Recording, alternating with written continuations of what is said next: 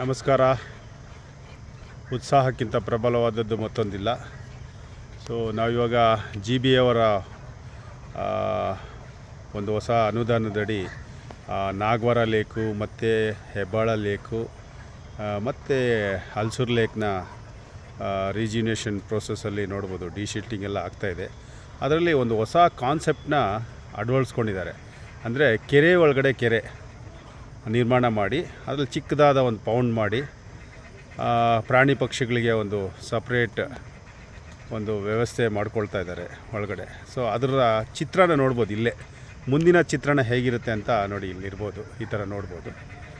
So ಅನೇಕ ಪಕ್ಷಿಗಳಿಗೆ ಒಳ್ಳೆಯ ಆವಾಸ ಸ್ಥಾನ ಸಿಗುತ್ತೆ ಆ ಒಂದು ಕಾನ್ಸೆಪ್ಟ್ ಅಡಿಯಲ್ಲಿ. ಅಂದರೆ ಇವಾಗ ಏನು ಮಾಡ್ತಾಯಿದ್ದಾರೋ ಒಳಗಡೆ ಒಂದು ಯಾವುದೋ ಒಂದು ಇದರಲ್ಲಿ ಫಾರ್ವರ್ಡ್ ಮೆಸೇಜಲ್ಲಿ ನೋಡಿದೆ, ಮೆಸೇಜಸಲ್ಲಿ ಅದರಲ್ಲೂ ಕೆರೆ ಒಳಗಡೆ ಚಿಕ್ಕದಾದ ಕೆರೆ, ಅದಕ್ಕೆ ಒಂದಿದೆ. ಇದನ್ನು ನಾವು ಸೀಗಳಿ ಕೆರೆಯಲ್ಲಿ 2012 ಮಾಡಿದ್ವಿ ನಾವು.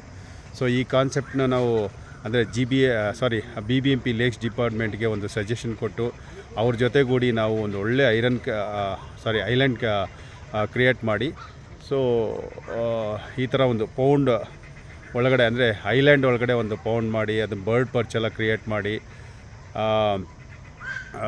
ಇದು ಗಿಡಗಳೆಲ್ಲ ನೆಟ್ಟಿದ್ವಿ. ಆವಾಗ ಯಥೇಚ್ಛವಾಗಿ ಗಿಡಗಳು ಇಲ್ಲದೇ ಇರೋದ್ರಿಂದ ಬರ್ಡ್ ಪರ್ಚ್ ಕ್ರಿಯೇಟ್ ಮಾಡಿದ್ವಿ. ಸೊ ಇವಾಗ ಅದು ನೆಟ್ಟಂಥ ಗಿಡಗಳೆಲ್ಲ ತುಂಬ ದೊಡ್ಡದಾಗಿ ಬೆಳೆದಿದೆ.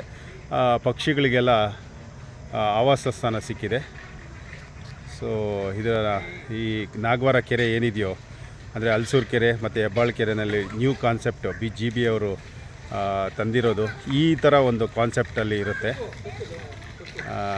ನೋಡ್ಬೋದು, ಇಲ್ಲಿ ಎಷ್ಟೊಂದು ಪಕ್ಷಿಗಳು ಇಲ್ಲಿ ಬಂದು ಆವಾಸ ಸ್ಥಾನ ಪಡ್ಕೊಂಡಿದೆ. So thanks to GBA. ಒಂದು ಒಳ್ಳೊಳ್ಳೆ ಐಲ್ಯಾಂಡೆಲ್ಲ ಕ್ರಿಯೇಟ್ ಮಾಡ್ತಾಯಿದ್ದೀರಾ. ಸೊ ನಾವು 2012 ನಾವು ಇದನ್ನು ಮಾಡಿದ್ದು ನಮಗೆ ಒಂದು ಹೆಮ್ಮೆಯ ವಿಚಾರ. ಸೀಗಳಿ ಕೆರೆಯಲ್ಲಿ ಮಾಡಿದ್ದ ಒಂದು ಚಿತ್ರಣ ಇವತ್ತಿಂದು. ಸೊ ಎಲ್ಲ ವಾಲಂಟಿಯರ್ಸ್ಗೂ ಧನ್ಯವಾದ.